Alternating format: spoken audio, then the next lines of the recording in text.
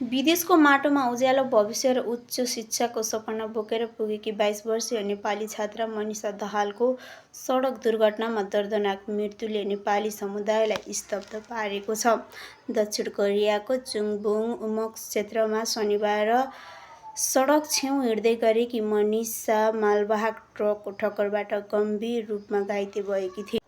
उनलाई तत्काल बन्जु सेब्रास क्रिस्चियन अस्पताल पुर्याए पनि चिकित्सकहरूले उनको ज्यान जोगाउन सकेनन्। झापाको कमल गाउँपालिका तोपगा छिकी कान्छी छोरी मनिषा 3 भाइ बहिनी मध्ये सबैभन्दा कान्छी थिइन्।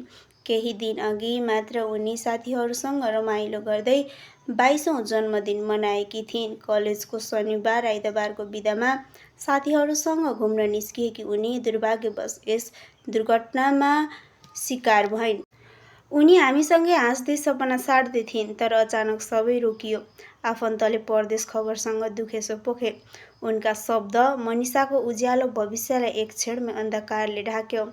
मनिषाको शव नेपाल ल्याउने तयारीमा उनका परिवारका सदस्यहरू काठमाडौँ पुगेका छन्। कोरियामा रहेका नेपाली सङ्घ-संस्थाले शव ल्याउने प्रक्रिया सहज बनाउन तथा परिवारलाई भावनात्मक र आर्थिक सहयोग जुटाउने क्रममा सक्रियता देखाएका छन्। सामाजिक सञ्जालमा पनि नेपाली समुदायले शोक व्यक्त गर्दै सहयोगको अपील गरिरहेका छन्।